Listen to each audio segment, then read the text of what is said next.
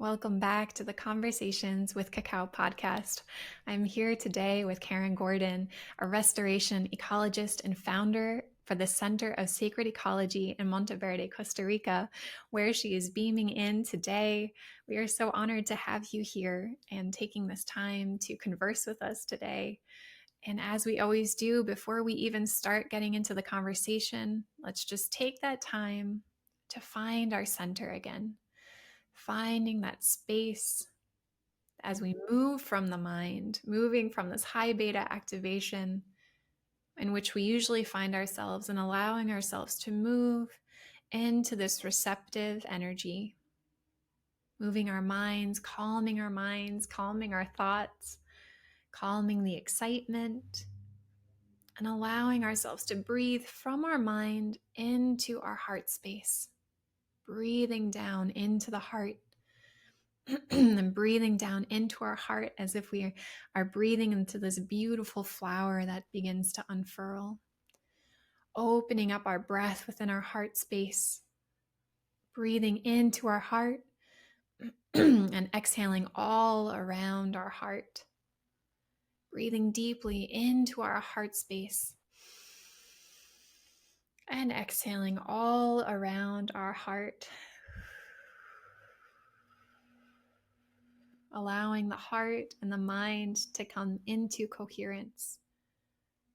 Allowing that regulation, the internal regulation, to begin to occur.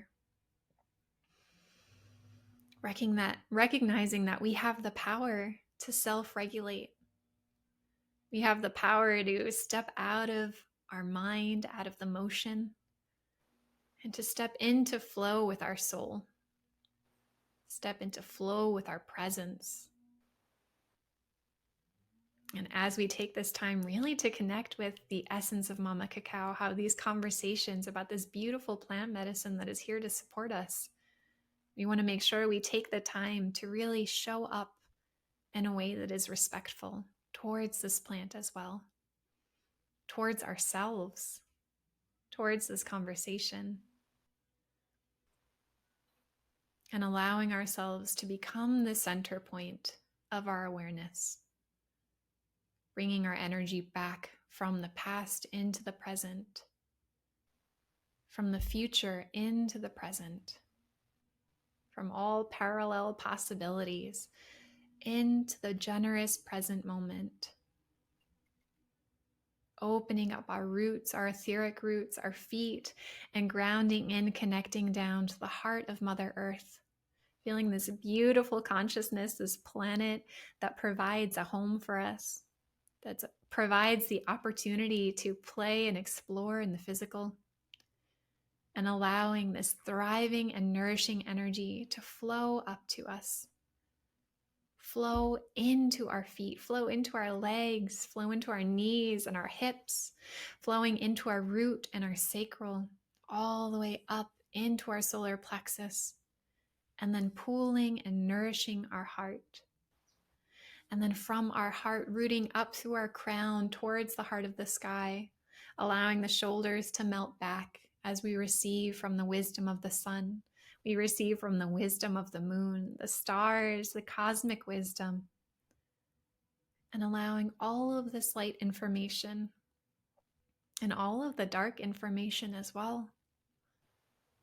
The information that creates our reality and the connection to our higher self to begin to flow into our crown, opening up our crown, receiving this nourishing light, the wisdom of your own being, the wisdom of your own presence, the wisdom of your unique essence flowing and activating the light sensitive parts of your brain, so that we now cut away all of the neural pathways that no longer serve, allowing the activation of who you truly are to begin to be established in your energetic field, in your biology, in your physiology, bringing this energy all the way into your eyes so that you may see your truth clearly, your beauty clearly, your magic clearly, bringing this energy into your ears that you may hear the words that inspire you, that encourage you to take action, to find initiative from your soul, and finding your place within community, within this earth, bringing this energy into the mouth, into our teeth, into our tongue, our gums, our saliva, the place that first interacts with the energy of cacao, with the physical form of cacao, and allowing ourselves to begin to find the words that support our journey, finding the stories that weave the poetry that we can begin to express on this plane, flowing this energy into the throat that we may express our love towards ourselves with kindness, with gentleness, and that we may be able to receive others with compassion, to really begin to hear them, to really see them, knowing that there is mystery beyond the physical of what is present. Bringing this energy down into the shoulders, the arms, the hands, activating the hands of light, bringing it down into our décolleté, our ascended heart, and allowing this energy to pool and the heart flowing down towards the solar plexus, coming back into our power, back into our presence as we flow this energy through our lower torso, into our inner organs, feeling the nourishment, the activation of light, of presence, of consciousness, flowing this energy down into our hips, into our legs, into our knees, all the way into our feet, until we see this beautiful light that is combined with our essence flowing back into the earth, and this cycle of beautiful reciprocity. As we receive from the earth, we receive from the heavens, the sky, the moon, the stars, the air, and we give back. And just for a few moments, allowing yourself to just simply be in reciprocity, knowing that that is an active state to be in. We receive and we give. We receive and we give. And the denial of one creates stagnation. So just allowing the energy of co-creation to exist within you. The energy of receptivity to flow through you. And the energy of true and pure thankfulness to emanate from you at this moment. And as we weave our web even wider today, blessing all of the listeners that are on this call listening, feeling the web of light connecting us as we send our love to each and every listener, and we receive from each and every listener. And then beaming our love to Karen, our beautiful guest here today who is doing such sacred work on this earth, and allowing her to feel supported and held during our call and conversation. And then beaming our love to our previous listeners, those who have listened in the past, and allowing their love to find you. And then beaming our love to our future listeners, all of those who will find this call at the time when they need to. And allowing the future listeners to beam right back to you in this moment, that you see yourself connected in the web of time to past, to present, and future. And from this space of connectivity, of love, of joy, we bless Mama Cacao, opening our hearts up to the sacred medicine. And if you have your cup here today, bringing it into your hands. And the song was coming through earlier, and I just trust it that we allow ourselves to bless this beautiful medicine in song, uplifting our voices. And if you are in a space where you can sing out freely, please sing along.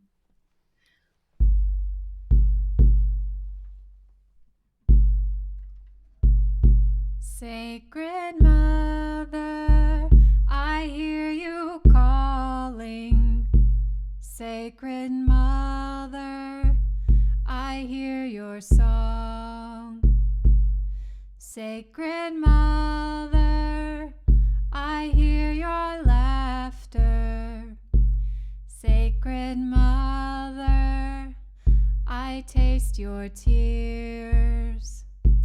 Sacred Mother, I hear you calling. Sacred Mother, I hear your song. Sacred Mother, I hear your laughter.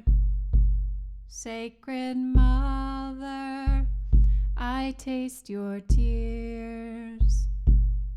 As we give thanks to this beautiful plant medicine that is with us today, giving thanks to the heart of the earth, bringing our awareness deep into the nutrient-rich minerals that provide fertile land for us to grow on, connecting in with the plant allies, the crystalline realms, and all that lies beneath the surface of the earth, giving thanks to the space in this realm, connecting to the energy of the air all around us, taking a deep breath in,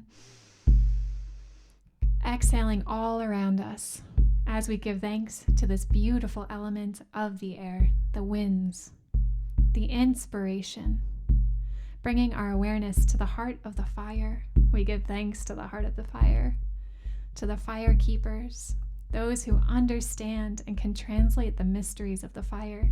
We give thanks to you. And we give thanks to the heart of the waters, connecting in with the waters within our cup, the waters within our bodies, the waters within the earth. We give thanks to the sacred element that brings life to all things. We give thanks to the energy of ether, and we give thanks to the energy of the void, bringing our hearts connected together. We give thanks to the heart of the spirit of cacao, this beautiful sacred medicine that has been carrying this wisdom on this earth, on this planet for so many centuries. Thank you, thank you, thank you to the spirit of cacao. And we give thanks and the energies and the stewards of cacao, the guardians and protectors of the sacred medicine, and blessing all of the guardians and protectors of the medicine that is in your cup today, that make this cup possible. May they know themselves as love, and may they see themselves as blessed. May they feel our prayers here today. And allowing any other blessings that come through for your cup, be it to your own lineages, to your own family, future generations, for integration, whatever prayer, blessings you wish to fill your cup with today, you may do so now.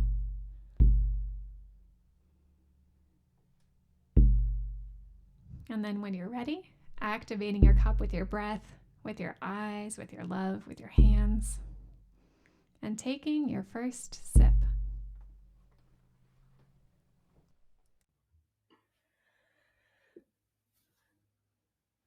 Thank you so much for your beautiful blessing, and just sending, the greatest of thanks and praise to the blessings that emanate forth from the hearts of the people for this planet. Something happened here, your voice, Alexandra, emanating through this tropical cloud forest, because this is where I am, in the Montegrande cloud forest.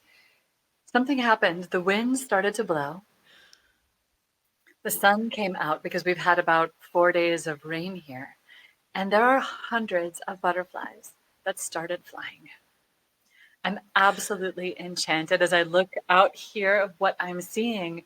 There's dragonflies and butterflies and these little streams of light that are coming through what was once a very rainy place. And the thing that I love even more about this is, as I take a look at my time here, it's 11:11. So, muchas gracias, bendita Mama Cacao y el espíritu de Cacao.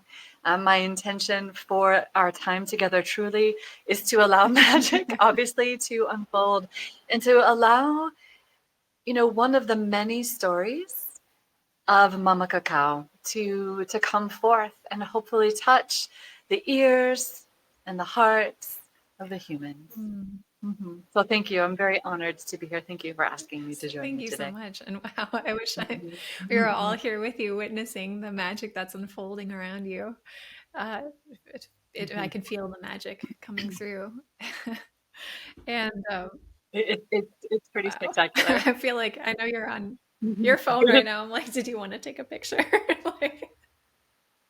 I mean, I wish I could. You know how sometimes like one wants to take a picture of the starry sky or like a rainbow, and it just doesn't work. Like, let's just say you're all invited to come here. This is a 40-acre nature sanctuary in the in the top of the mountains, and we can drink some cacao together as long as you come and do your beautiful blessings with your drum. Let's see what Yeah, happens here. So, amazing. Mm. And mhm, thank you for that intention, really feeling that into the space. And as I was mhm, sitting before our call as well, I was trying to think of or feel into like what is my intention here and what can I even add, to this conversation. And I was like, it's not about what can I add. It was about what can I help to uncover and what questions can I ask that will stimulate deeper understanding, deeper remembrance, and begin to peel away the layers so that those who are listening can really start to feel on a deeper level what's emerging and what wants to be heard and felt and seen. And I know I've been following the work that you've been doing now the past few weeks. It's come into my awareness. And for if you would like to share about yourself and this very, very interesting project that you're a part of at this time. mhm. For sure. For sure. Thank you so much for that. So it's been a real joy to kind of uncover a piece of magic, to kind of like part the veils a little bit in the global north about this beautiful project that's been happening in South America for the last 14 years. So I'm broadcasting to you from the mountains of Monteverde, where I've lived for over 20 years. So I'm a biologist, a restoration ecologist, and an educator. And I also do work in the Amazon of Peru. And I am a part of a couple of different really beautiful not-for-profit conservation organizations and research organizations. And one of them happens to be called ASICAMPE, which in English means the Association for the Research of the Peruvian Amazon.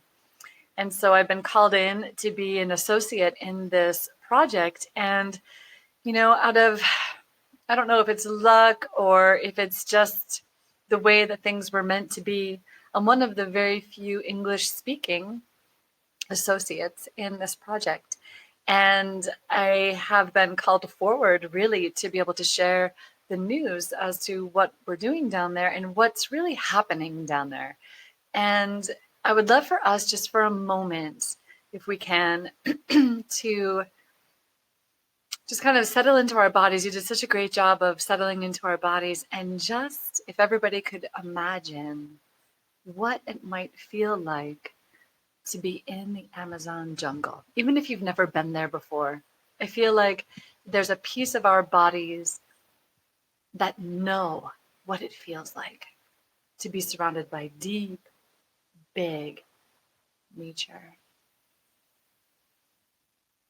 Massive trees, rivers, and butterflies and jaguars, and monkeys and snakes and mushrooms, and leafcutter ants, and anteaters.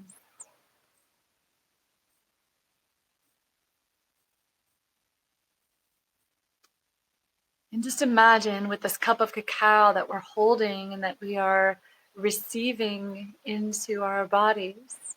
One of the things that I really like to think about when I sit with cacao is I don't feel like I'm just drinking cacao, because that just seems so one way. And from my ecological perspective, I know that energy flows in both directions. And so what is it like for me at this moment to receive some cacao, to drink some cacao, and then to allow her to drink me?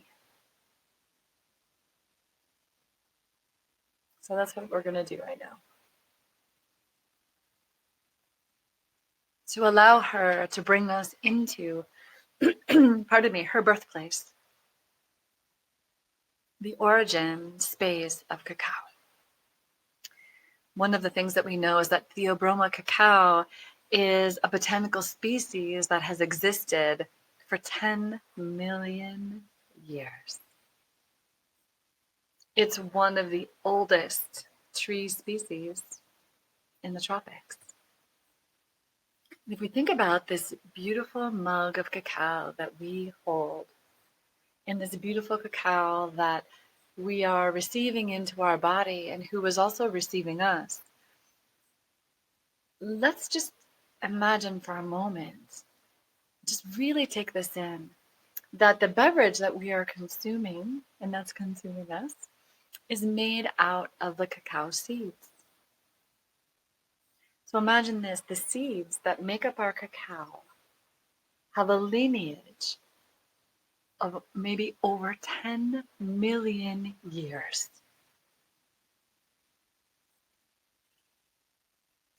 And the seeds of a plant carry all of the information, carry all of the history, carry all of the changes in weather, that carry the songs of the birds, that carry the conversations of the rivers. We know that cacao is an understory tree in the forest, and there are many species of Theobroma. So Theobroma is the genus, but Theobroma cacao, we know, has been around for 10 million years. So as we receive this information into our body, we can imagine what it's like just to be sort of settled. Like, let's settle ourselves into the Amazon jungle.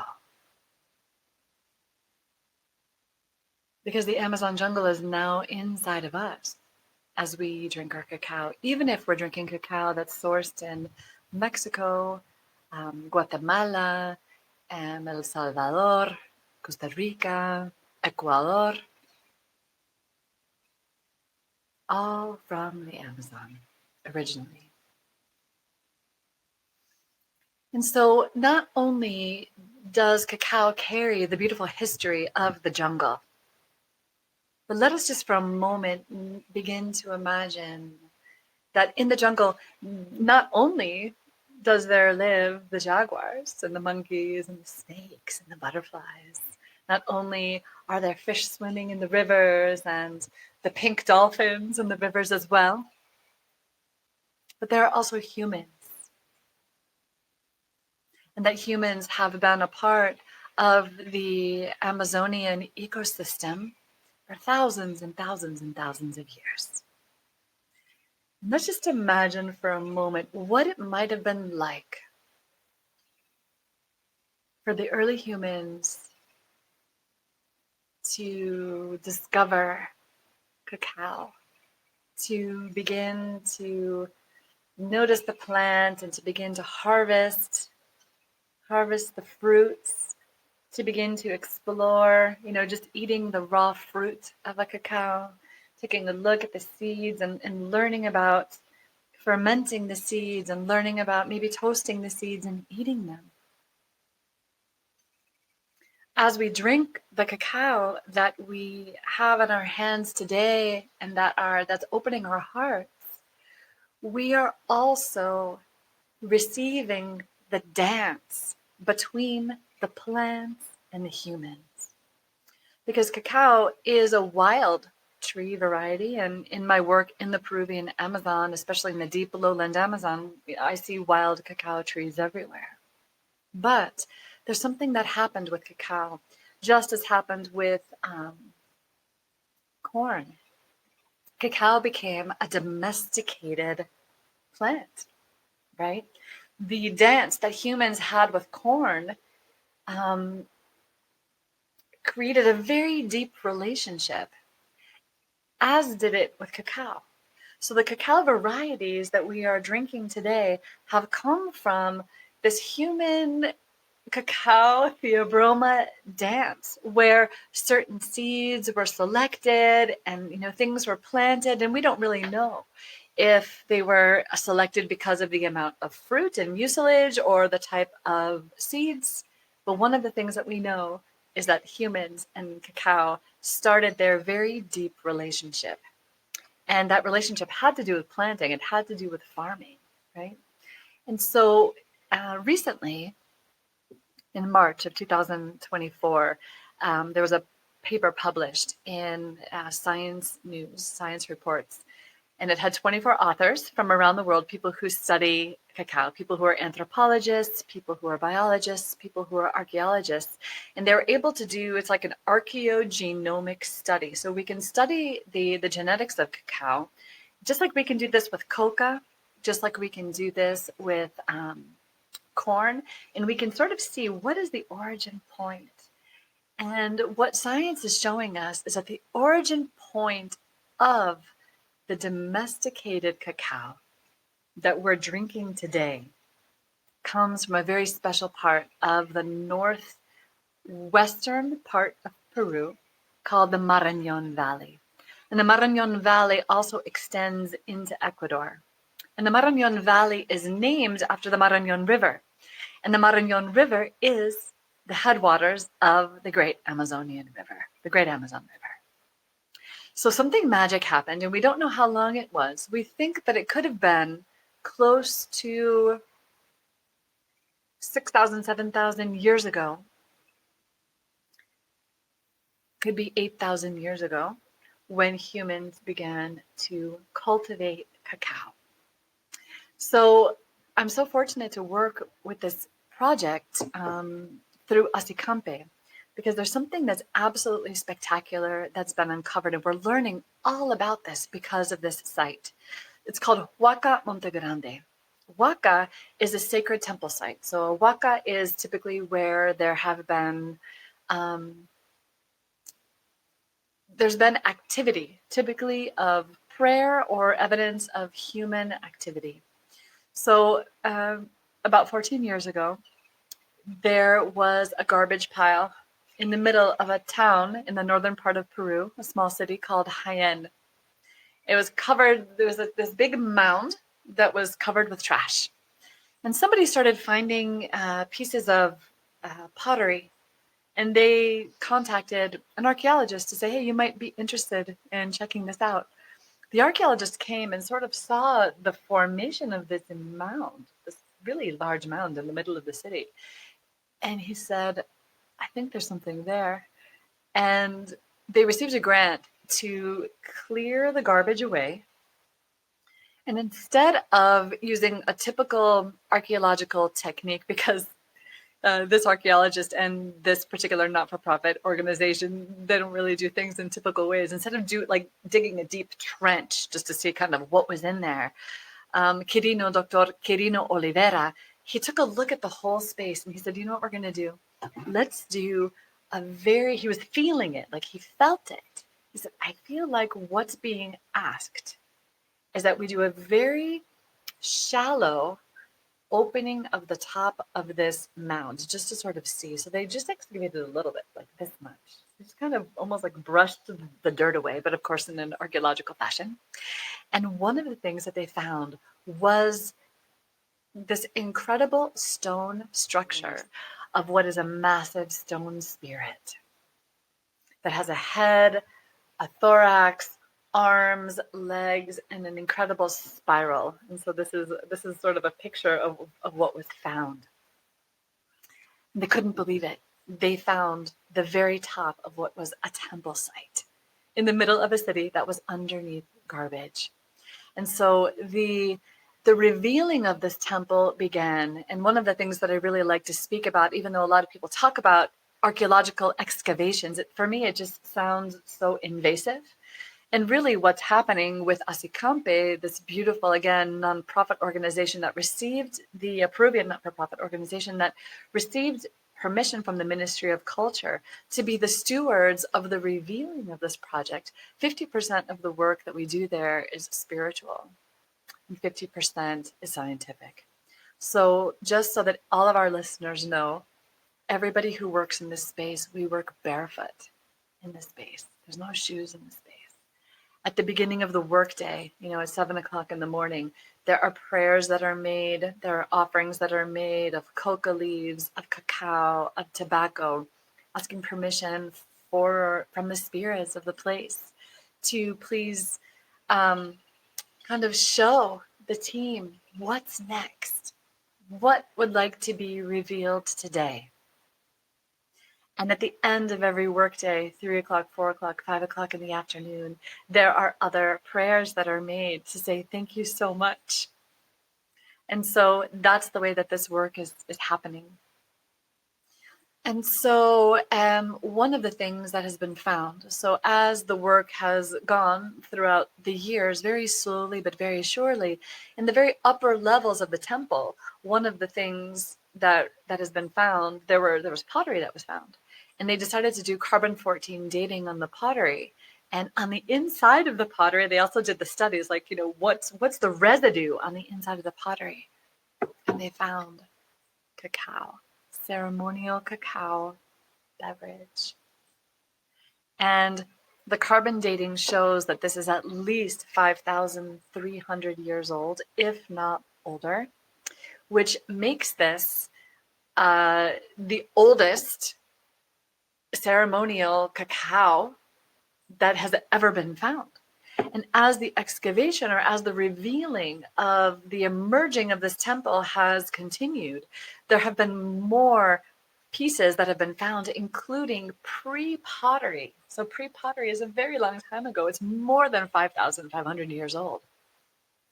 Deeper levels of the temple where there are stones that have been just carved as the cacao fruits, and other stone implements as well. And one of the things that we have found is that this temple was created by a culture that has never been described before. Nobody even knew that this culture existed before in the Peruvian Amazon, and it's called the Marañón culture.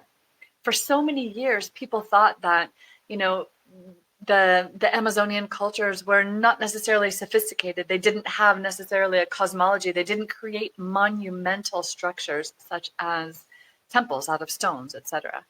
And one of the things that we found with the Marañón culture is that this temple lines up with the equinoxes, it lines up with the solstices. Inside of this temple are remnants of coca, of cacao, of corn, and that cacao is absolutely the shining element that's in this temple. And one of the things that we have found is that it is cacao that was used to pray and to provide veneration to the gods. And so honestly, this is so extraordinary because the Huaca Montegrande is now the absolute oldest temple that is registered in Peru. It's the oldest temple that's been found in the entire Amazon to date. It has the oldest cacao, the oldest domesticated cacao, the earliest evidence of cacao being used as a beverage, just like we're using today. And to provide veneration and opening to the glorification of life. And there's a reason that I'm a part of this project, because I'm obviously not an archaeologist. I'm a biologist and a restoration ecologist.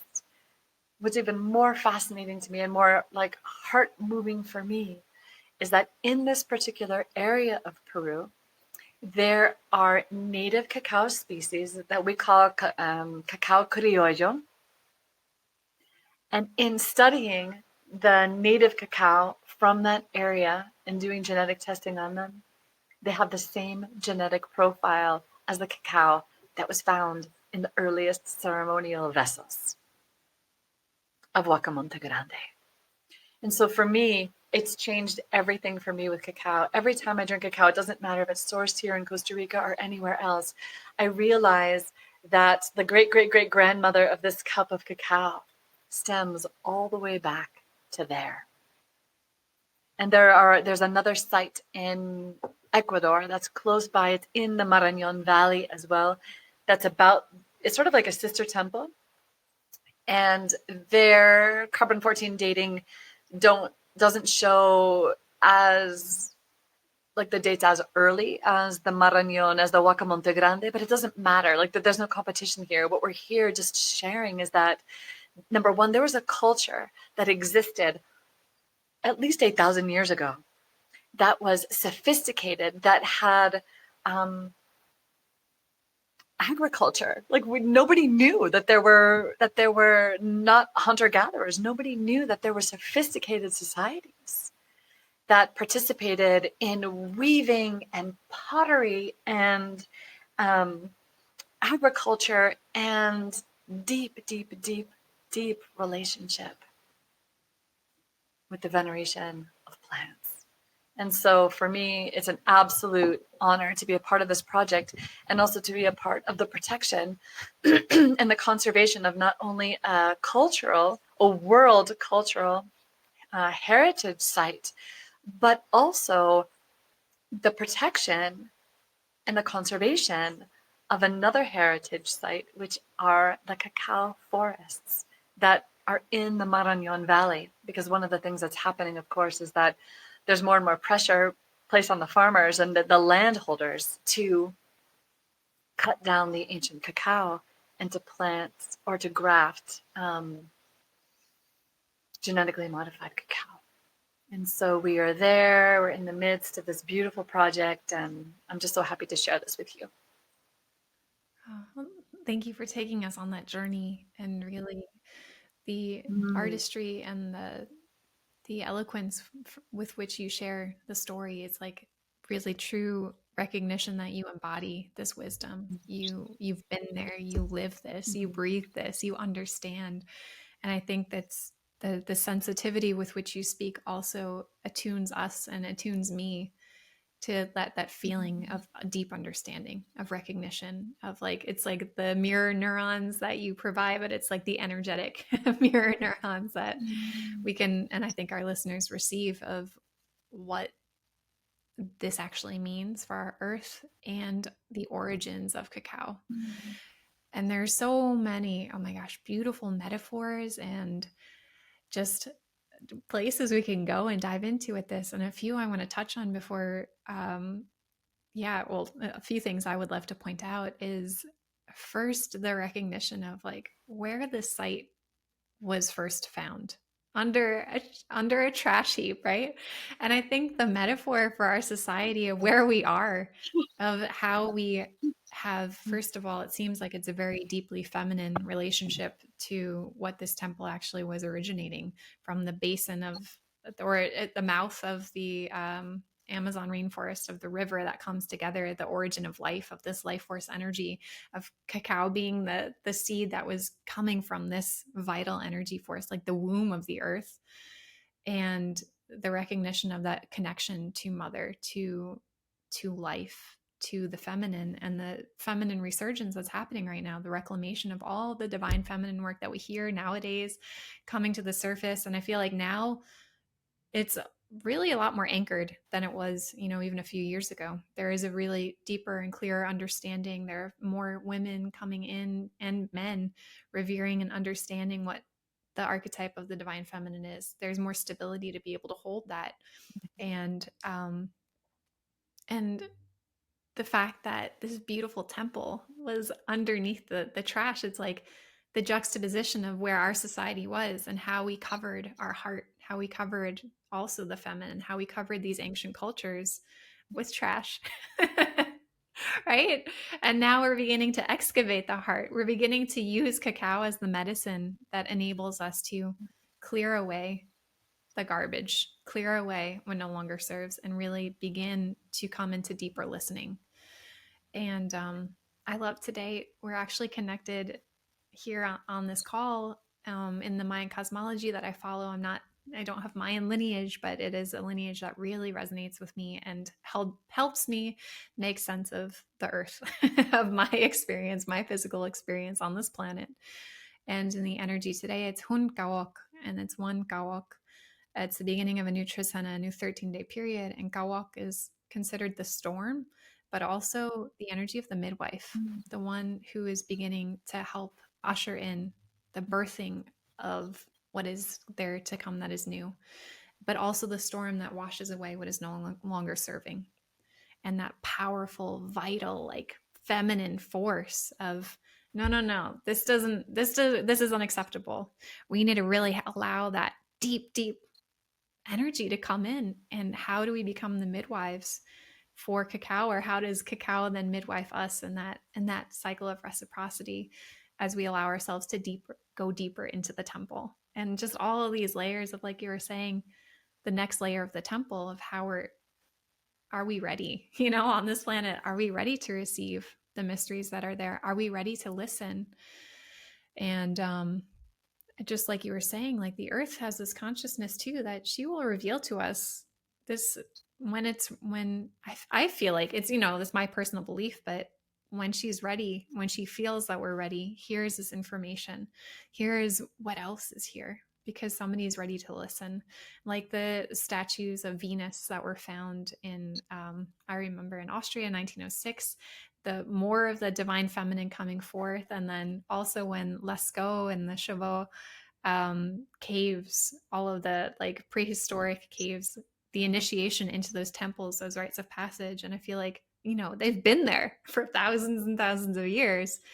But when we allow ourselves, and the earth is like, Mm-hmm. okay, here you go. Let's see. Are you ready? Yep. Thank you so much for that. And it's been an interesting moment in the history of the Huaca Montegrande. And you and I were speaking about this before we came on to record, that this has been such an extraordinary project that has involved not only archaeologists, but it's involved biologists. It has involved anthropologists. It has involved the current day Awahun people, who are the indigenous people that are near that area. They are the deep descendants from the Marañón people. It has involved farmers, it's involved teachers, it's involved people who study ceramics and who study pottery. And it's actually, it's just been an extraordinary project. And there's something that's recently happened. And it's one of the reasons why people are learning, pardon me, again, in the global north about this project. So one of the things I'd like everybody to know about is that in South America, for the last many years, people have known about Huaca Montegrande. And the archaeological community, even the archaeologists who study in Egypt, like they know about it. They're like, oh, like we want to visit Huaca Montegrande. But almost all of the information has been published in Spanish. And I feel like just as much as, the garbage needed to be taken away and pieces of this temple started to be revealed, it's sort of like this temple now is revealing itself to a different part of the earth through the English language now.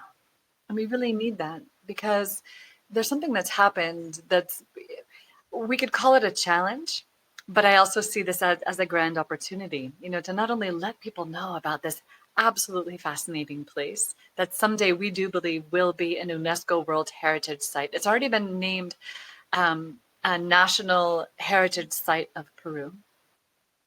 Well, one of the things that we've needed to do is we've needed to stop all of our studies, because unfortunately, our not-for-profit organization has essentially run out of funding for this. We were supposed to receive a grant at the beginning of August from another foundation that's a Peruvian Ecuadorian foundation, but then there was a change in government and all of these things. Like, we know how bureaucracy works, and we were faced with, oh my goodness, what are we going to do?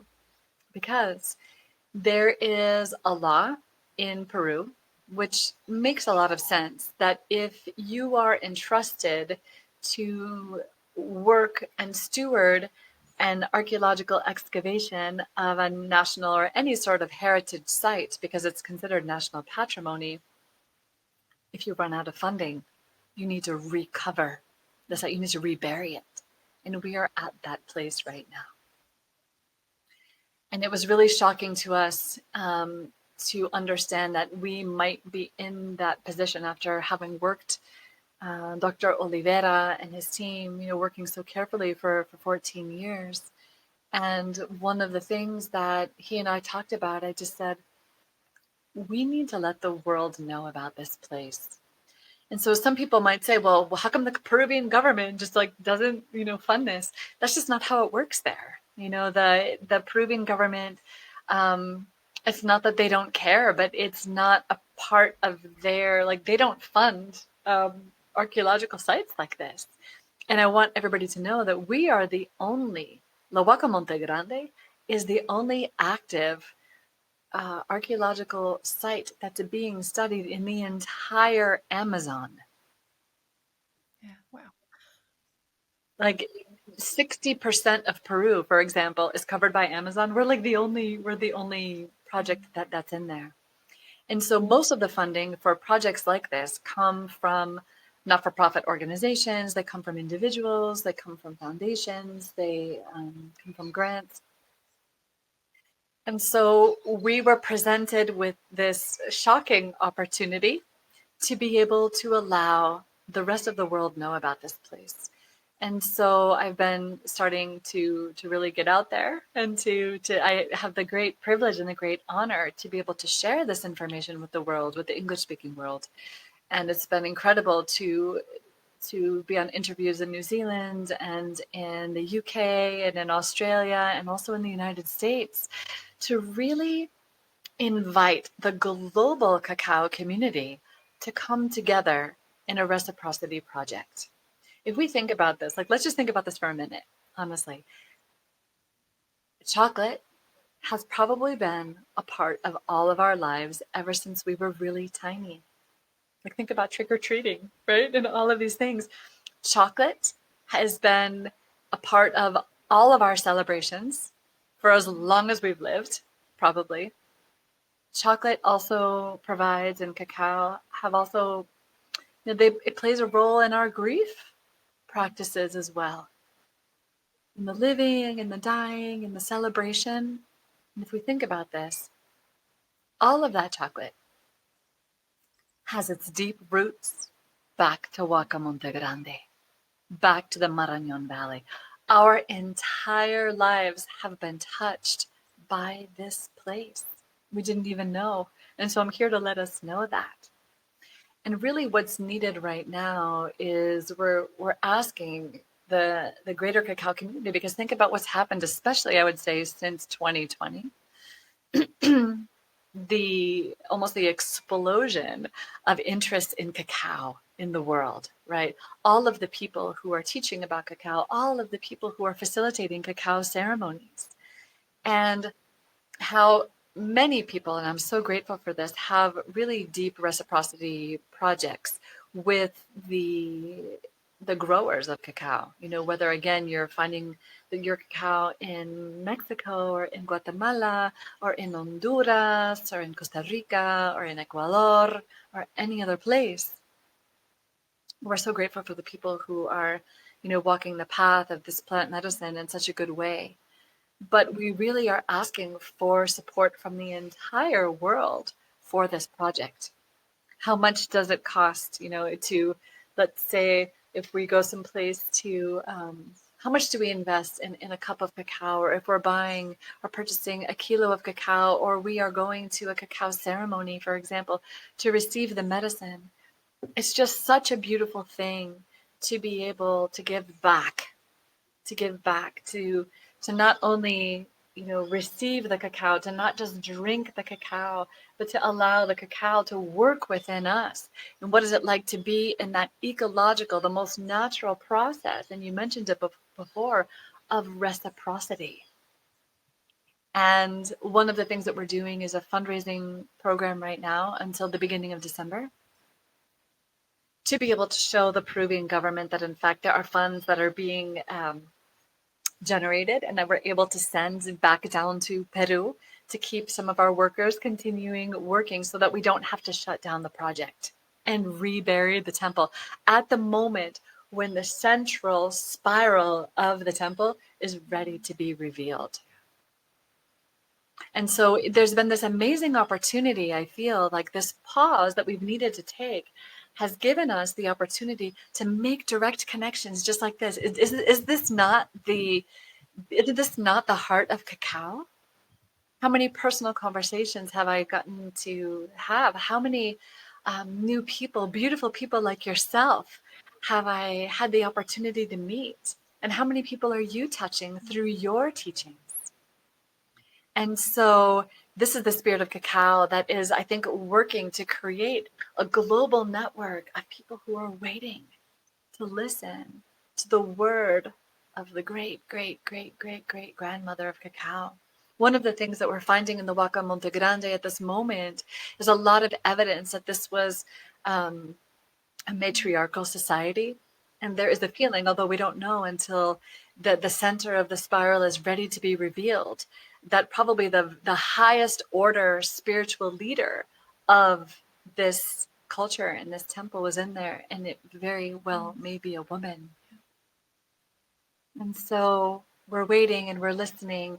And just as people gather, I would say for a blessing way, for a birth, to bless a mother before she fully opens to bring new life into the world. I feel like this pause that we've needed to take in August and September and October and November to call in community, an international community, many of people who are just using cacao, right? To really invite people to be in deeper relationship. And again, what is it like to support the place and the space where perhaps the very first ceremonial cacao was was celebrated, was created in order to give the greatest of thanks and praise to the Mother Earth and to the stars above, and to ask for guidance and to ask for this heart opening. So it feels like, just like you said, it's perfect timing for this to be happening now. And so, what do we do ideally for women, right? When it's time to birth, whether you're birthing a project, whether you're birthing a brand new baby, whether you're opening really wide, we need space held for us. And sometimes that space is physical space where we can all just be there and hold hands. And in a cacao ceremony where we can sing together and play instruments together and dance together or meditate together. That's a type of energy. But sometimes an energy is also just in deep prayer from all different parts of the world, but also financial contributions is also energy. It's also prayer. It's also a way for us to hold hands and to hold space for the birthing of another level of this temple who really wants to be heard, but who wants to be seen first and to be learned about. And so this is an invitation as well, for us to, as a global cacao community who works with cacao, to how do we go deeper? How do we provide another layer of support?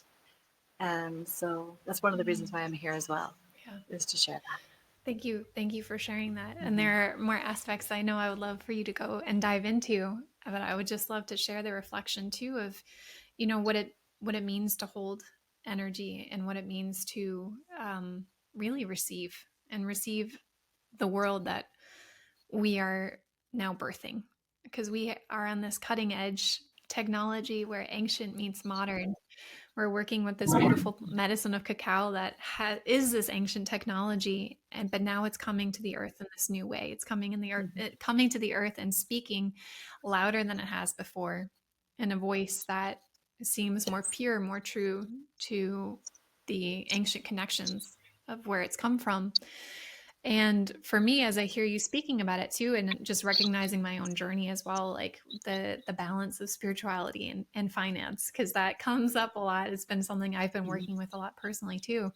But it almost feels like, okay, how ready are we to come into full acceptance? And it's also coming into full acceptance of living in a world of finances. It's holding both. It's holding the material world as well as the spiritual world, and embracing that and not creating the Absolutely. separation around that. And then seeing the space as like, yes, it's the recognition of the unification of how ready are you to receive me? How willing are you to hear the mother that wants to come through? And that space of, Mhm. you know, are you ready? Because I do a lot of priestessing work, and a lot of the temples that we come into etherically is the gateway, the initiation of what do you have to release to come in fully empty? What are you ready? What Mm. beliefs are we ready to drop in order to enter this gateway so that we can receive more information? And are we ready to be an active participant in that?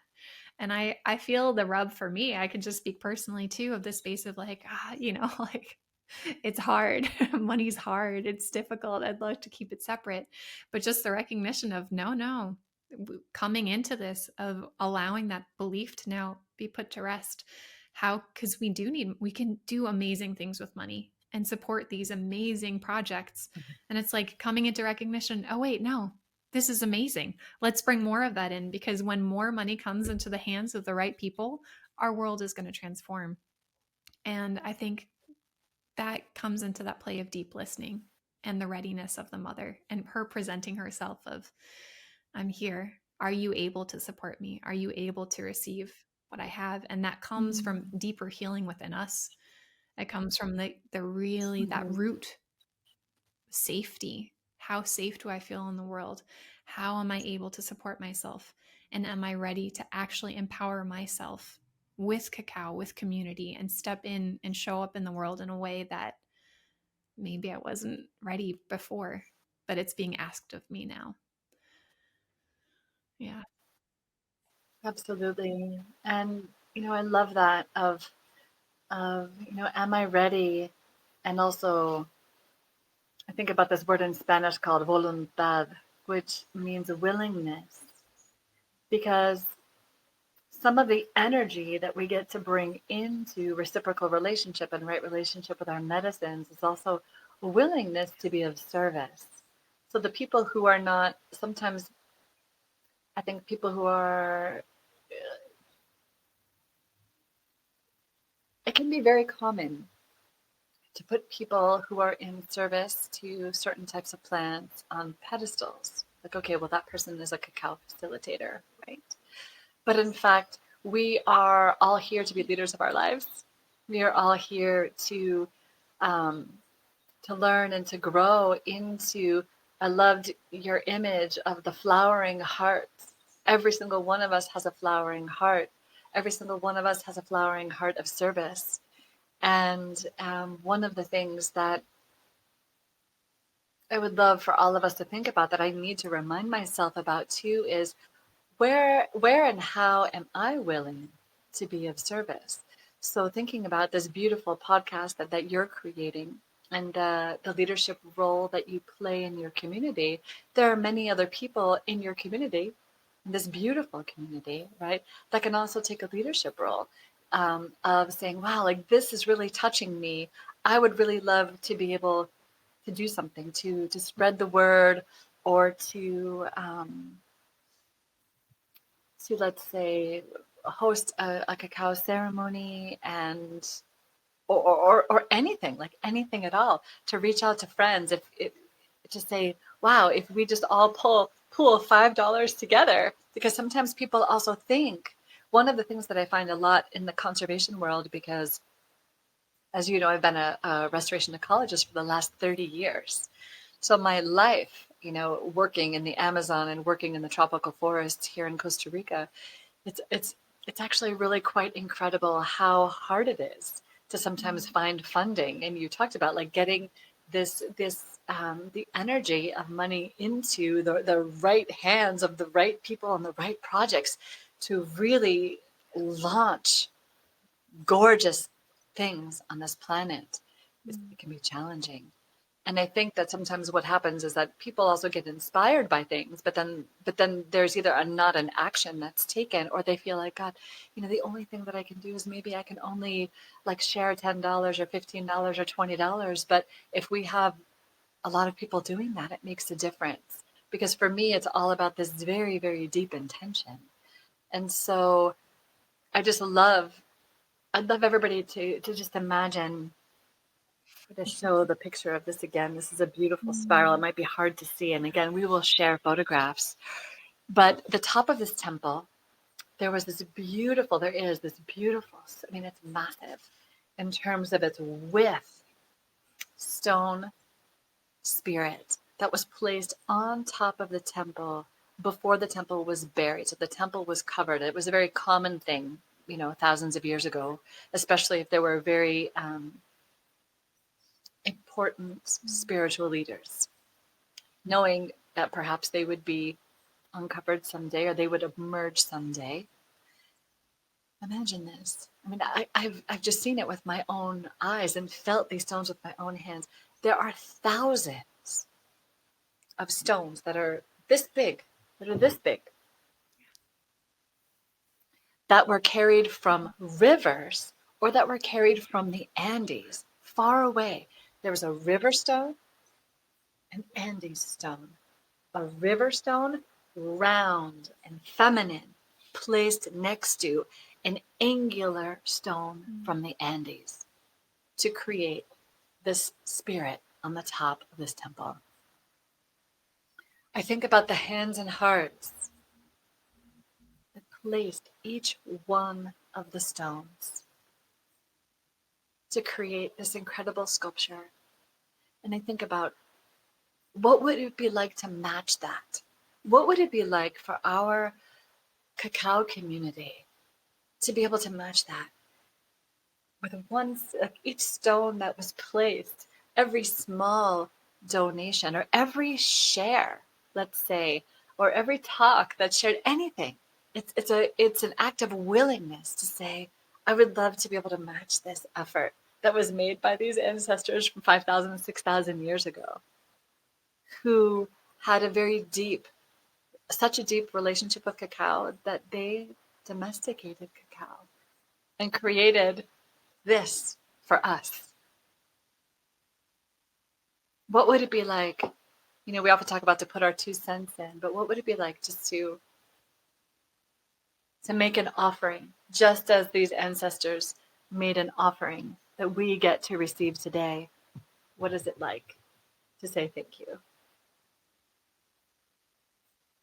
And that each stone might have seemed so small at that time, but with willingness and energy,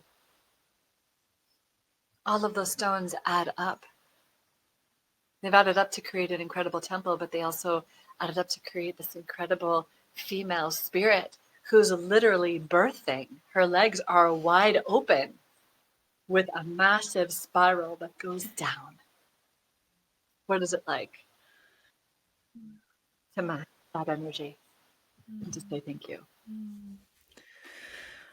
Mm-hmm. I absolutely adore. I adore that story, that imagery, that message. And I remember you shared that on the Loved by Cacao podcast as well. And I was like, I want you to share that imagery too. It's so powerful. And yeah, it's a message. It's simple. Everybody can have $5 to put towards this. That's easy. And when we break it down into those small steps of that participation and the simplicity of that, and I'm curious too. I don't know if there's that much research done on this part yet, but as you said, the river stones travel and the rocks from the Andes. Was this believed to have been a pilgrimage site at some point, possibly that this was a Yes. destination for the spiritual temple of people gathering from this various regions? Mm-hmm. I think that's a really beautiful question. So I don't know if they know about that yet, but I don't have any doubt about that, because this temple right now, in terms of it's revealing itself to us. We're at it's about 5 stories. So remember that we started at the top and we've been kind of going down, and only a part of the temple has been really revealing itself right now. 5 stories down, and we still have probably another 15 feet another maybe 5, 6, 7, 8 meters down to go still till we get to the bottom. And as we go, there's more that's being revealed. There's absolutely no doubt in this landscape, were you to stand in this landscape, Haiyan, the town of Haiyan, is surrounded by mountains, and it's this beautiful kind of valley. And this is a mound that was in the middle of it. So truly, from wherever you probably were in the valley, you would have been able to see Mm. this. And so very likely this was a space that was first created to for the gathering of people. And then as we go, I mean, there's probably an hour's drive, there is another Mm. mound that we have found, which we have not excavated, although Asicampe, the not-for-profit organization, has the permission to study that when the funds come in and when that space is ready to be revealed. And it's interesting because that particular temple site is at the convergence of Mm. two rivers. And at the other temple site that's in Ecuador, it's called Palanda. It's also at the convergence point Wow. of two rivers. But the Huaca Montegrande is not at the convergence site of two rivers. In fact, it's in the middle of the mountains and this beautiful plain where probably we know where the Marañón culture lived, and they cultivated food, and they had, you know, it was a beautiful, Mm. beautiful community that was there. And so this seems to be so far the largest temple and the most significant one of the area. So no doubt that this was a pilgrimage site. And, in thinking about like linking past and future and present, and again, in your beautiful meditation, I have absolutely no doubt that this will become a Mm. pilgrimage site. Right now it's not open to the public because Yeah. it's being studied and it needs to be protected in that way. But one of the things that I also shared with you is that I think in the not too distant future, one of the things that we can do is to create very specific groups, of people who are in really deep, deep, deep service to cacao, who would like to go and to pay homage and to learn and to visit the ancient cacao forests there and to make offerings. But it has a beautiful energy, and it's ready to show itself. And it is showing itself here right now Yeah. Mm. through us. Yeah. So thank you for opening the portal. Thank you for holding the space for this spiral of support, just this heart connection support to be connected back. And I'm doing my best to bring the heart of this place and space, which is still being revealed, to Yeah. this space with you. And I think you're doing a beautiful, beautiful job. I wanted to touch on an aspect because you were speaking about the archaeological aspect of it and how the wording is very kind of clinical or a little bit invasive. And it's interesting because I have a background as a doula and also hypnobirthing teacher. I did hypnobirthing with my daughter, and one of the main components of hypnobirthing is finding new language. So when you're referring to the birthing process, and it's interesting because we're coming into the space from this really deeply feminine, the aspect of birthing, of revealing, of opening, and hypnobirthing has a completely different vocabulary that you use to address a pregnant woman, a woman with child. And, contractions aren't contractions, they're waves or surges. And all it's like there's a whole list of how you actually refer to it, but it's about softening the language and recognizing.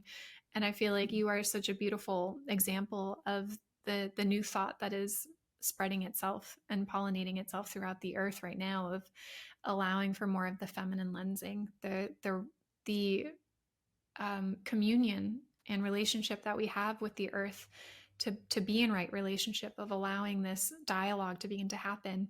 And what you were saying about all the people who work on the site, of this deep understanding where it's not just an excavation, we're not just taking from the earth, we're not just removing, that there is this deeply subtle, respectful, and this energetic exchange and conversation that's happening.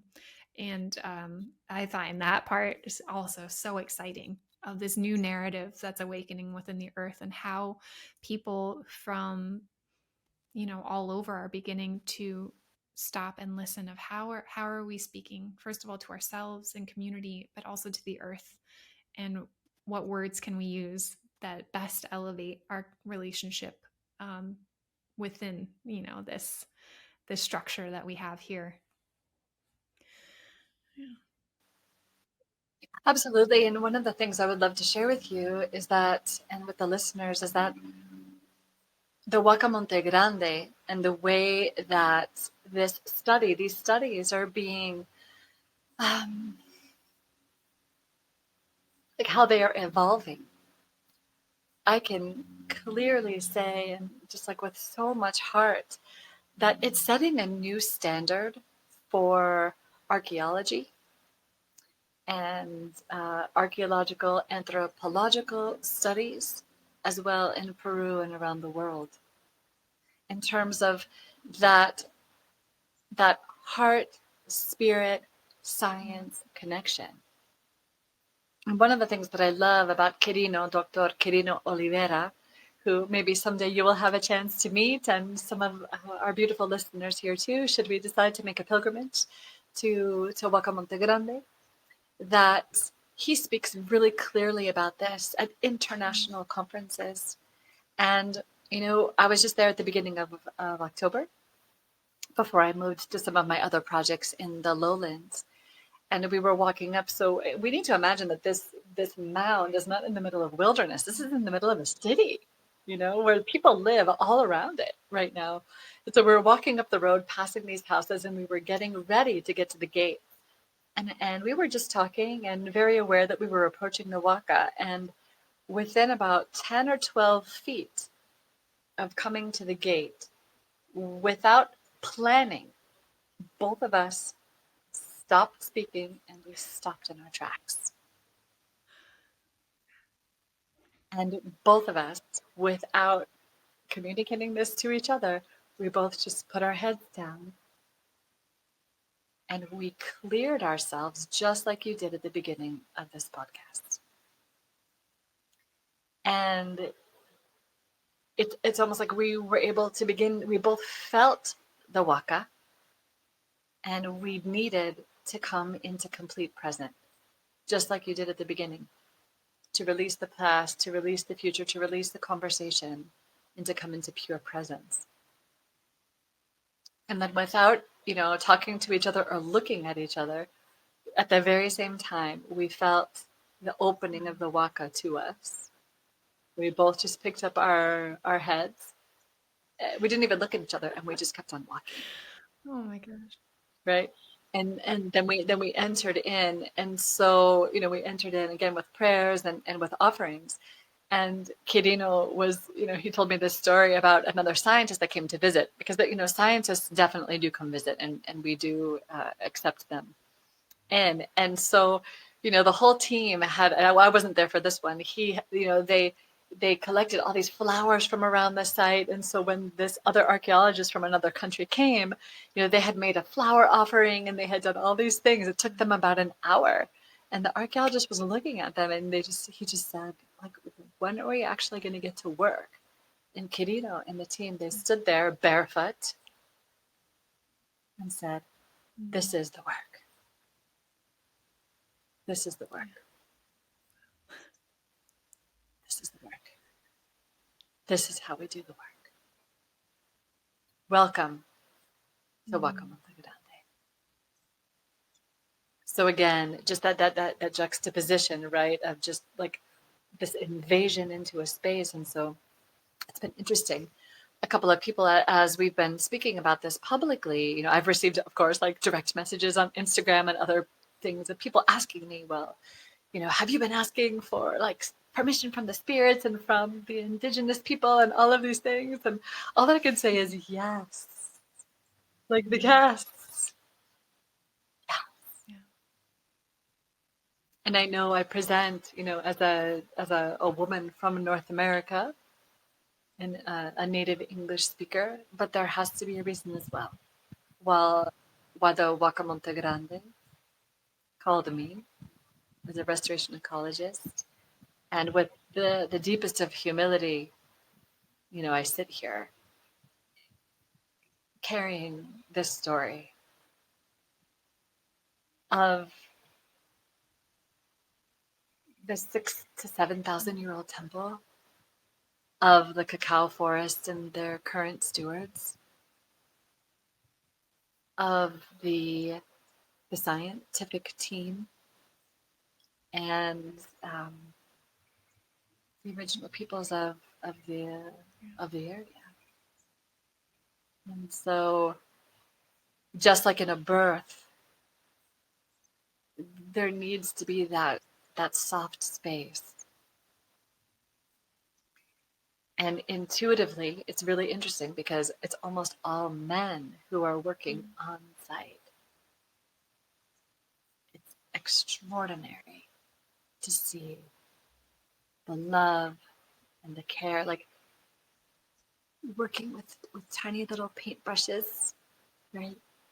Moving every single little, like listening and listening and listening and listening and not pushing, allowing the space, and again, the feminine to open. She's ready, providing that contention, or not the contention, that's a Spanish for contención, providing that support, that container for that to happen. And to have these pieces of stones and these carvings and these pieces of pottery emerging. It's like having babies being born. Right. And holding them, and just like imagine if this was like a carved piece, like carved stone of cacao, and imagine like who carved that? And taking the time and the space just to honor that, and to understand that the last person who might have touched that might have touched it 6,000 or 7,000 years ago. This team knows that. And so this is a very highly stewarded and a highly guided place. And there's no forcing here at all. It's all invitation. Yeah. I I again just love I love the way you express it, the way you share. And I'm also curious to know what other findings you have found within the temple that our listeners might not be aware of what's revealing itself in that space. For sure. Yeah. So I mentioned earlier that we're definitely finding evidence of coca, mama coca. But that's a whole other story. Coca is one of the most ancient, most revered plants, in South America. It's a superfood, an incredible heart to mind connector that gives us the power of clear, beautiful, flowered speech. And the listeners may or may not know that coca is absolutely one of the most highly regulated plants in the world. It's absolutely illegal to travel with cacao, not cacao, coca, to travel across borders, even as just, coca to eat or coca powder to put in smoothies. It's completely regulated because of the cocaine industry.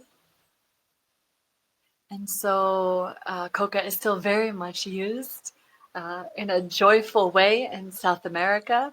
People drink coca tea every day, and if you have an upset stomach, and it's so medicinal. So that coca has been found in the temple space. Like I said, there's corn, a lot of different types of tubers, native tubers, different types of potatoes, things like yucca, etc. Thousands and thousands of years old. There have also been human burials that have been found in the temple as well, but not. So it's interesting. I've learned a lot about this. I love hanging out with archaeologists. So many of the burials that have been found in the temple space are called secondary burials. They're not primary burials. A secondary burial is when, let's say, a preserved um, human body has been brought from another resting place to a new resting place. And the reason that they believe that there are many secondary burials in the temple, and it's very interesting, most of them are found on the eastern slope, the eastern side of the temple where the sun rises. That supposedly, what I understand from the archaeologists and the anthropologists, is that when a very significant spiritual leader or social, typically if somebody was a social leader, they were also the spiritual leader of a community, was buried, other past spiritual leaders or social leaders would be brought to the temple burial site and buried there again for the safe and easy and wisdom-filled passage of the spiritual leader that's in the temple. So those have been found. There have been a few primary burial sites, which means that there are people who have transitioned and then were buried into the site. That is their final resting space. And so they're all very decorated with amazingly, like with shells, like shell necklaces. We're not even near the ocean, but these shells come from the ocean.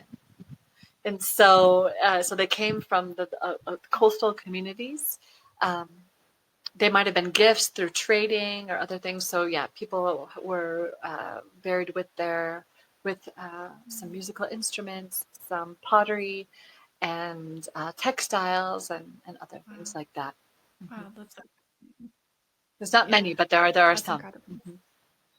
There's also the jaw bones of llamas, um, of like alpacas, there's other kinds of animal bones that were probably very sacred to the people from that region as well, have been in different offering areas, because as the temple has been revealing itself, it's revealing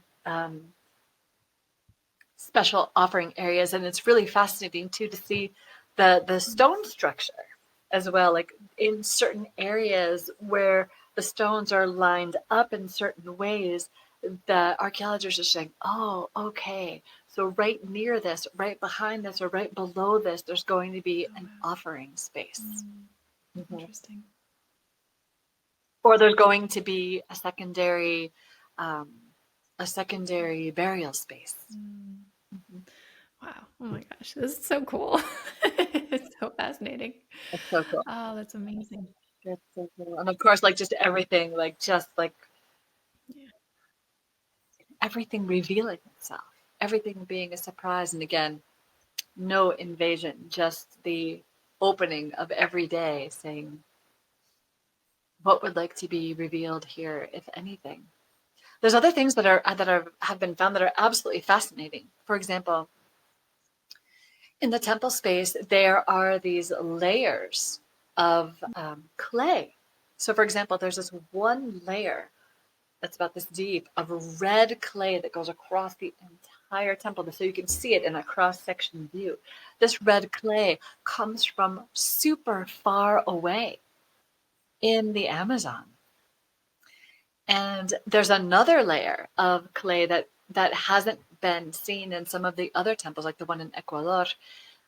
There's a white layer of clay, and there's also a yellow layer of clay. And underneath each one of those layers, there are, artifacts and things that have been founded. So imagine many, many, thousands of years ago, the base of the temple was created, and then it was capped. It was almost like a little roof was put on it, or a little layer, and it was just covered, boom, with this massive layer of colored clay. And then the next generation of the temple came into being. And then whatever was buried there or offered there, who knows how long that was, because we haven't been able to do all of the carbon-14 datings yet because we need Yeah. funds to be able to do that. Then it was covered with another color. It could be hundreds and hundreds and hundreds of years later, and then another, and then another. So for me, it's another fascinating, Yeah. fascinating Wow, finding. that's incredible. Just to think of the organized community. Think about the fervor. One of the things that they're saying about the Huaca Montegrande is that it's one of the earliest examples of not just spirituality, but what might be considered to be religion. Wow. One of the big questions that anthropologists have had for years, I mean, for more than 100 years, is where did the cosmologies of the Andes come from? You know, when we think about the people who live in the Andes and the Queros, etc., where did that come from? And nobody thought that it could have ever come from the Amazon, because they're like, oh no, the people in the Amazon, they were just hunters and gatherers, and they were very simple. One of the things that we're seeing in the Marañón Valley with the Marañón culture is we're seeing massive, not massive, but like truly organized cosmology happening there. So one of the things that might have happened is the cosmology of the Andes may have come from there, because the Huaca Montegrande is in the upper Amazon, and then it keeps on going, you know, so that they could have migrated up. You know, some of these teachings might have migrated up. And one of the things that I find absolutely fascinating, and I just wish that I, you know, had a way to understand this, as I think about the teachings, so living here in Costa Rica, we have, you know, all of our indigenous communities here work with cacao. Cacao is a very sacred plant. And my son is native Costa Rican, and his ancestors come from the Cabecar people, which are one of the two cacao holders. The Bribri people of Costa Rica are the cacao stewards, as are the Cabecar people, and those are the people from the high mountains. And I think about all of the different traditions, you know, through South America and Central America, and how cacao has revealed itself to the people in Mexico and the people in Guatemala and in every single one of these traditions, and how were these things revealed? Because there's such similarity. You know, every single group, every single nation, or what we call nation, like we call these places Ecuador, we call these places Guatemala. They were not called that before, right? But that these traditions of cacao and the teachings, how similar they are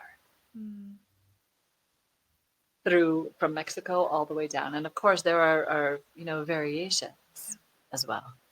But just wow. And now how she's traveling the world, just the blessings. Mm-hmm. I'm curious about your relationship with cacao and how it started. Did it start when you moved to Costa Rica? Because I know it is a very rich history and relationship with chocolate there, and where your origin point For actually sure. started. Yeah. I love like where is my cacao origin story? We think that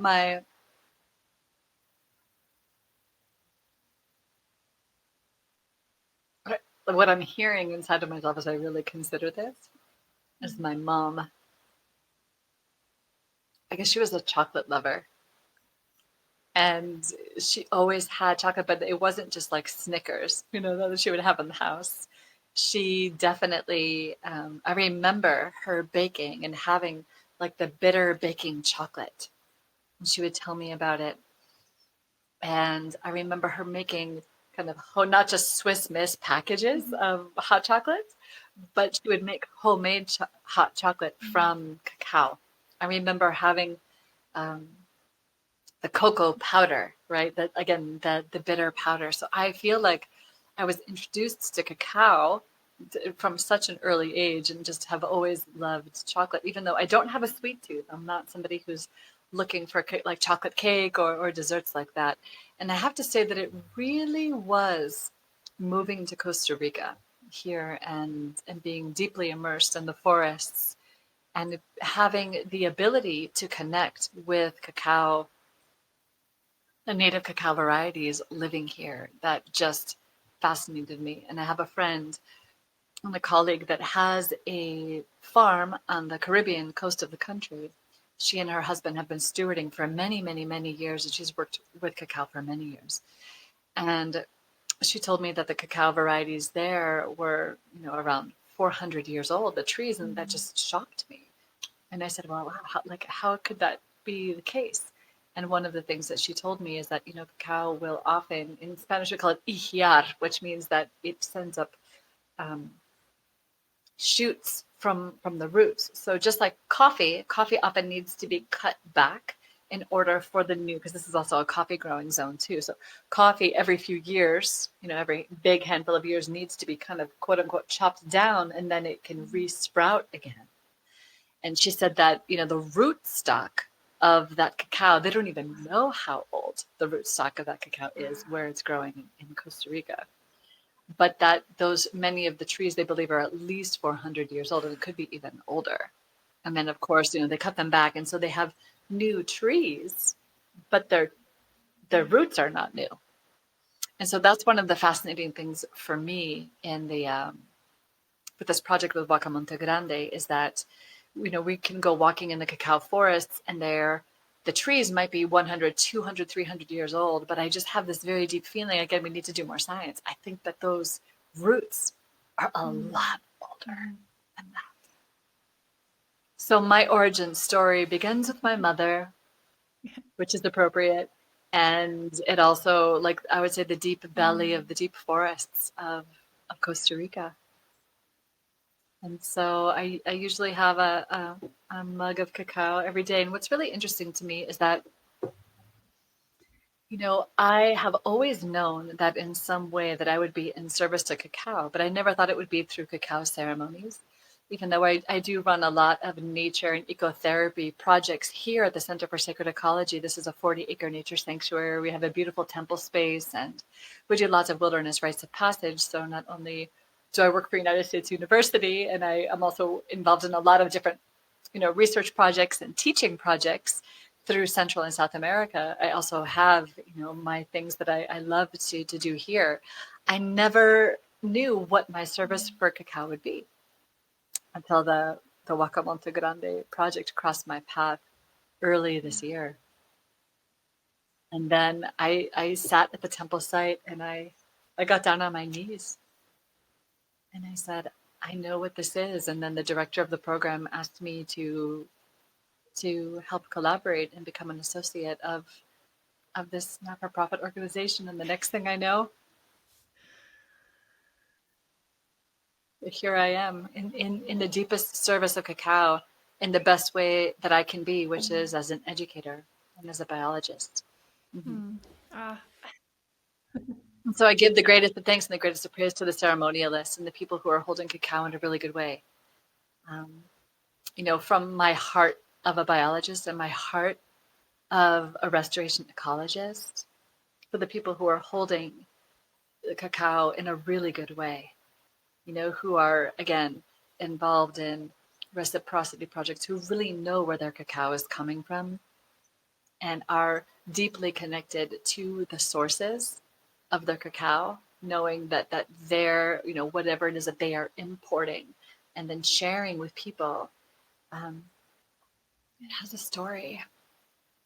And it doesn't only have a cultural story, the human piece, it also has a natural history story as well. And it has the history of the land, and those are really connected as well. That's ecology, the study of Mm. relationships. Mm. Speaking to the heart, speaking from the heart to the heart.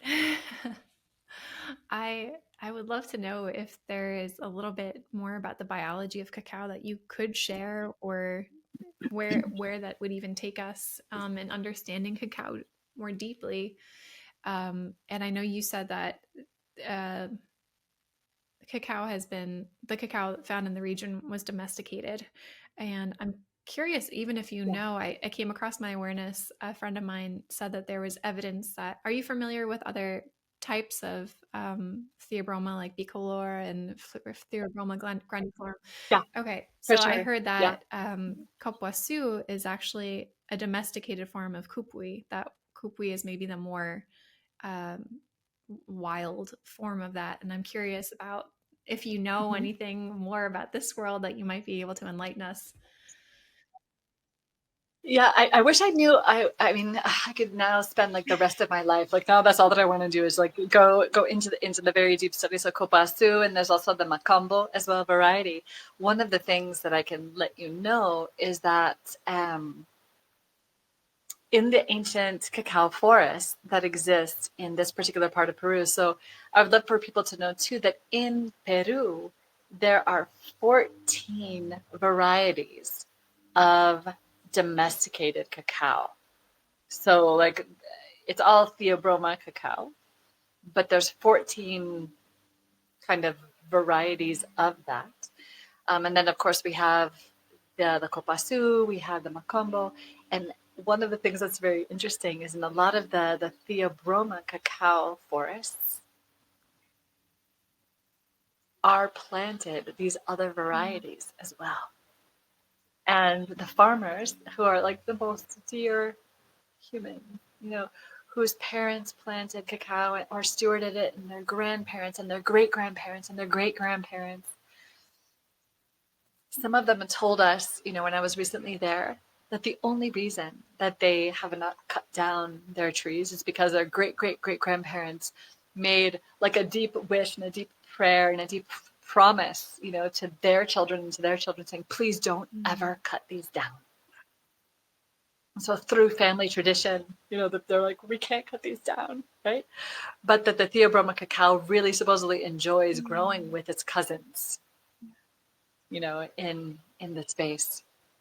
So I mean, I cacao is an understory to mid-story part of the forest. It is not an emergent tree. So when we think about emergent trees of a tropical forest, like those are the ones that go all the way, you know, that surpass the canopy.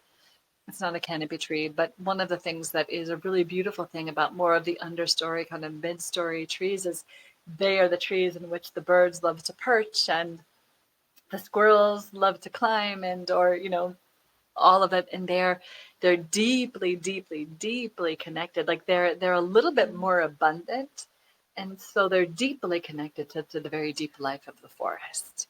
um, it's I mean, we could talk so much about enzymes, and I don't want to Oh no, bore people, please but for go into me, it. no, but like but for me, the thing that delights me the most is to see where the individual cacaos, um, how they, how they grow in the structure of the forest, sort of like which level and which place in the ecosystem do they live, and I absolutely love that. Like it's just such a beautiful thing to see. Mm. Mhm. Yeah, I oftentimes I've sat with my cacao and I've imagined like the insects that have massaged the cacao pod and the songbird, the birds that have sung to the cacao that I'm drinking and the raindrops that nourished it, and just creating the visual imagery around wow, what it took for this cacao to grow and be here today. It's like there's so much to the story of one single pod. And then where all of those beans wind There's up, so they wind up in other people's cups. They're not all in this cup right here. It's all over the world, possibly, you know? Exactly. And isn't cacao about that? Like cacao is so much about connection. And I love that image. I haven't really thought about that before, that the different seeds, you know, that were in here could also be from the very same tree in somebody else's cup and, you know, and elsewhere. And so I absolutely love that. I absolutely love that. So yes, for me, cacao has, you know, as I've walked through these forests before, just carries so much bird song. I feel like they carry so much conversation. The conversation that's more than human. And it's one of my deepest privileges to work as a restoration ecologist to help maintain the biological corridors. Because for me, just like when we lose human languages, we we lose a deep history. of the earth and a deep way of knowing about life on this planet. It's a really deep privilege and honor for me to help protect the more than human conversations that are happening Mm. between the trees and the butterflies and the wasps and we may not even understand, but the cacao is a part of all of it, even through the mycelial networks. Mm. Mm-hmm. But one of the things I do know is that cacao loves to dance with the human. Mm. Mm. So beautiful. The imagery with which you speak is so nourishing for my soul. I really am just soaking it up. I want to thank you so much for being so generous with your time and the abundance of information that you've bestowed upon us and the insights that you shared with us. Really, my deepest, deepest gratitude for taking the time to create the space and share your heart and your wisdom. Yeah. And I have a few questions that I like to ask my guests. And one of them, I know you've shared so much, but if there was one thing you really wish people knew about cacao that they walk away from with, what would you share with them? Hmm. I love this question. I want to feel this.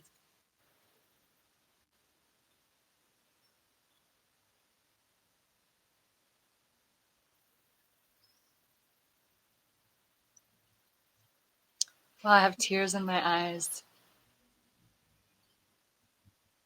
because just as you asked that question, the howler monkeys down in the river valley next to me started howling. The butterflies and the dragonflies continue to fly. The breeze is blowing. I'm hearing the river singing, and everything just seems more bright and it's moving more right now.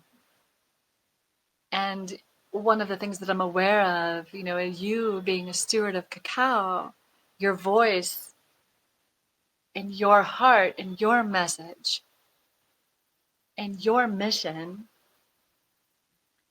is emanating out into this cloud forest. And this cloud forest is responding.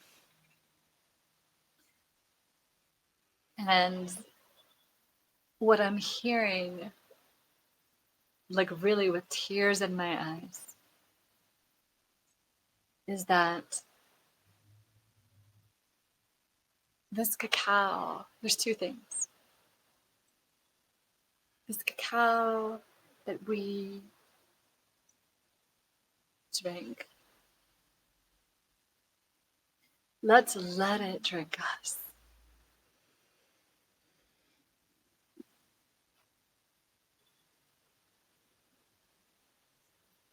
Let's allow space for cacao to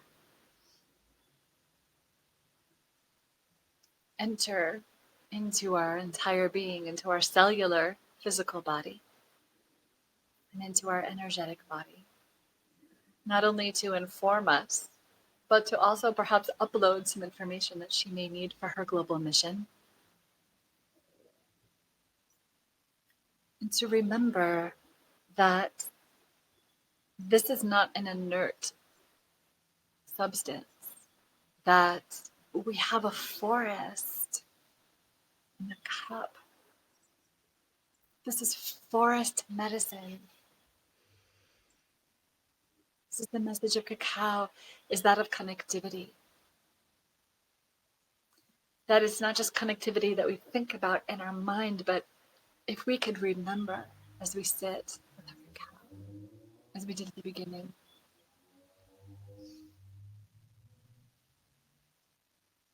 and to allow ourselves to just be planted into a forest and to receive 10 million years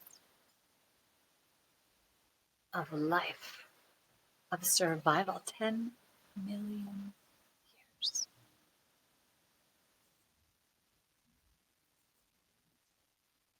into our body.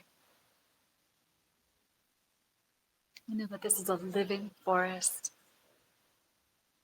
who has every right to continue to live. And for me, as we protect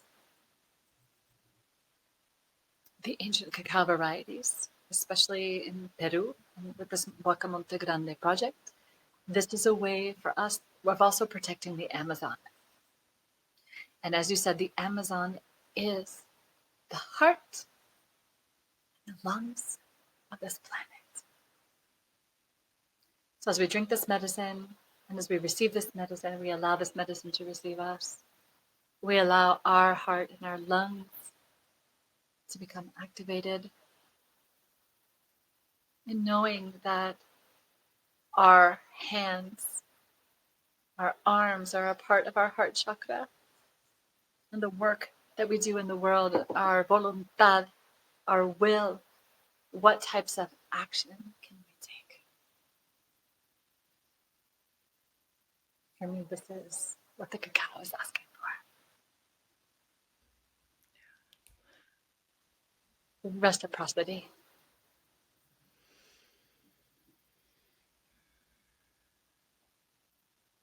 Thank you for opening our hearts. Thank you for healing our hearts. Thank you for opening these voices.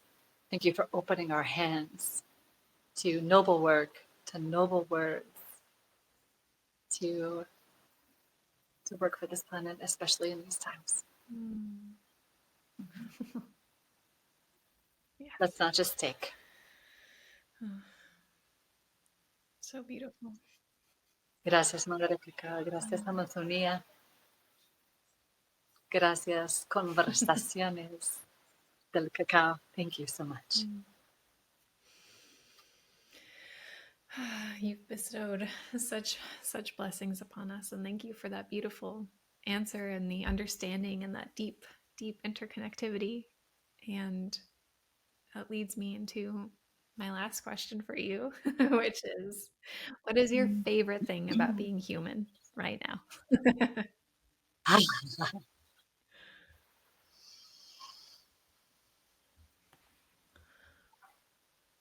My favorite thing about being human is growth, is to continue to grow. I love that humans, one of the things that we are specialists in, ecologically speaking, is we are deeply creative. And so I'm really enjoying studying music. I'm really enjoying singing. I'm really enjoying dancing and allowing my body to continue to have new experiences, to learn and to grow. And so, and then also, at this particular place where I am in my life right now, I am a woman who's moved through menopause, and so I have a teenage son who's 17 years old, and really kind of I'm loving stepping into this. I'm 53, almost 54 years old, and just stepping into this other realm, this other stage of life of being a female human on the planet, and being able to share stories and to gather people around fires and to explore what it means to be human as well. Oh, So that's beautiful. Thank you for yeah. sharing your vantage point and reflection. And part of this tradition on the podcast is that the previous guest leaves a blessing for the current guest. So I would love to share the blessing left for you from our previous guest here. And all you have to do is just open up to receive.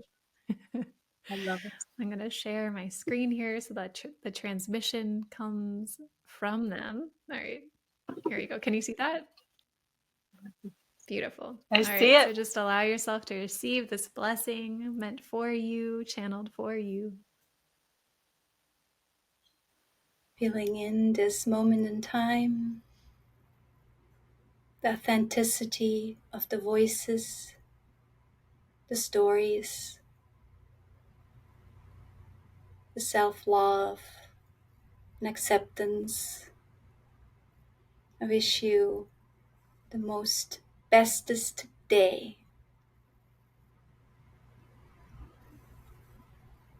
to sing and dance, to play, to be curious in life and what's to come. to touch others with your light, and do not hold yourself back in the message that you carry, your medicine. Everybody has medicine, and yours is your own special medicine that you can bring into this world. The messages that you hold, the voice, your body, expression, curiosity. I wish you the most fun to talk in truth and authenticity. And may you encounter lots of people that you can touch with your soul, and that they touch your soul. And so you can walk this life never alone, but together, building a new future for us and the children that come. And so it is, and so it will be, and so it was. So beautiful. Just beaming all that Thank love. you. Yeah. We're both crying. I know. It's been a big call. It's so big. Yeah. Yeah. Mm. Blessings upon blessings, bendiciones. And really I really want to take the time to really honor you and your path and your dream of conversations with Cacao, and for putting yourself out there, because if you hadn't put yourself out there, I would not have found you. Right. And thank you for being willing and not even knowing me, but having done your research and seeing what this was about. Thank you for your trust. And I know that you're on your right path. So just like sharing a blessing with you, because this land, that I steward, this beautiful 40-acre nature sanctuary, is an oracle in of itself. It's sacred ground. Um, we have, pottery here that's thousands upon thousands of years old, from the ancient people who lived here. There's no doubt that once there was cacao growing here, and this land responds. It responds to frequency, it responds to voice, it responds to heart, it responds to intention. And to see how this land has danced here today, and as the sun has come out and the breezes have come and even the dogs have barked and all of these things, you're bringing something to the planet.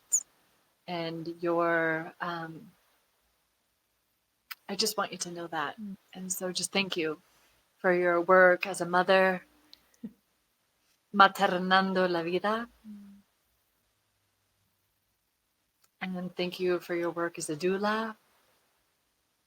And there are so many ways to be a doula, not just with the birthing women, but the birthing of the world, and how we get to steward that for our children and our grandchildren and our great grandchildren, and how we get to be women who someday our kids might look back and say, like, our grandma, she was crazy. She was a wild woman, thank goodness, who led the way back to rewilding ourselves, rewilding our hearts, rewilding our souls, and coming back into right relationship. And so thank you for this opportunity, through the technology of this planet. Gracias, through the ancient technologies that exist, and these electronic technologies that exist, to have made this beautiful connection today with the forest, and the 10 million plus year old history of this planet, alive in a cup and in our hearts. Oh. Thank you. Thank you so much. And I receive that blessing and that your wisdom. And again, thanking you so much for your time and everything that you've given us during our time together. And I would love to close the space in a good way as we opened, coming back into our center. And if you feel called to, placing one hand on your heart, one hand on your belly or womb or sacral area, feeling that support of our hands as we connect with our vessels again, connecting in with this portal that we have, the portal of consciousness that we We get to navigate on this earth. We get to direct our thoughts. We get to feel emotions and make choices of how we show up on this planet, choosing our action and how we steward our lives, how we steward our consciousness, and how we allow ourselves to be stewards of this beautiful sacred plant medicine, along with possibly other plant medicines as well. And from the space of deep connection, of reverence, of gratitude, of humility, giving thanks to the heart of the earth. Thank you to the heart of the earth, bringing our awareness up above, to the sky, to the sun, to the stars, to the moon, to the cosmic wisdom, to the planetary wisdom, to the universal wisdom, giving thanks to all of these energies that support us and hold us within our solar system. We give thanks to the energy of the moon. We give thanks to the energy of the stars. We give thanks to the energy of the fire. We give thanks to the energy of the air. We give thanks to the energy of the waters. We give thanks to the energy of ether, and we give thanks to the energy of the void, bringing our hearts into deep connection as we give thanks to the energy and the spirit of Mama Cacao, the energy of the jungle, to all of the guardians and protectors of the sacred plant, for all of the thousands of years or millennia that there have been stewards to this plant. Giving thanks to all of the wisdom keepers who walk this path with reverence and grace, bringing forth the wisdom that is yet to be uncovered with gentleness, humility, and love. And as we integrate this wisdom, finding the initiative within our spirit, finding our actions to be clear and guided from our heart, connected from the sensible reasoning of our mind, but finding right place within us as we leave this conversation, leaving this circle, and enter into our lives as a ceremony, as we begin to show up in the highest way possible for ourselves, for our community, for our friends, for our family, and for this earth, for the plants and the animals that live on this earth. And from this space, we close this circle and we give thanks that all that is needing to grow, to be catalyzed, to be fertilized, to have support, do so with ease and gentleness and grace in a way that delights our minds and bodies and spirits. And so it is, and it is done, it is done, it is done, and it is fun, it is fun, it is fun. Aho. Aho. Thank you, everyone who tuned into this podcast, who took the time to really listen to this full conversation. I know there is so much information, there was so much wisdom that came through, and so much knowledge. And Karen was just so gracious with her time and with her energy. And I just thank her so much for taking the time to have this conversation today. I hope that it benefited you. I hope that it grew your understanding and your appreciation for cacao, for this earth, for everything that's really unfolding on this planet at this time, which is just so incredible and very exciting. And I would love to invite you to our fundraising event that is happening on December 1st. And this is an event that we're creating. It's a cacao blessing in conjunct with the new moon. And we are going to have Karen Gordon on for a live call. And not only is Karen going to be there, but Dr. Oliveira is also going to be there too. He is the head archaeologist in this project, and he will be there. And Karen will be there as well, open to any questions that you have, anything that this conversation may be brought up for you and you would like to ask. Please join and you can ask your questions and we'll have a great time together. All of the proceeds are going to Huaca Montegrande towards the preservation of this project so that they can keep doing what they're doing, so that they don't have to cover this temple site up, so that one day maybe we can all go there and walk these temple grounds in person. It is a donation-based event. There will be a minimum of $5 just so that there's a little bit of contribution that we can have for their time, for their energy of showing up, and that we can give back to Huaca Montegrande. So I would love to see you there. You can check out our website. There is a little blurb right now of the information, and there will be more information to come and how to sign up in the next few days. We are still working that out on our side with technology and logistics, but just know that's coming out in the next few days. And I would love to share with you, drum roll, our official season premiere date, and that is December 29th, 2024. We are airing our first official episode of the Conversations with Cacao podcast. I appreciate you so much taking the time to tune in today to this sneak preview episode so you can get a little taste of what our conversations are like. And that way you'll know that we have a stacked list of guests coming this year. There are so many rich and deep and knowledgeable guests on this podcast, and it's an amazing time. So I really hope that you tune in. And if you want to couple a cup of cacao with your podcast listening experience, may I interest you in our membership boxes. So these are boxes that we're gathering all of the cacao from our guests, the people who joined us, and we're curating monthly boxes so that you can have the experience of drinking the cacao of the person you are listening to. We have several cacao brands on the podcast.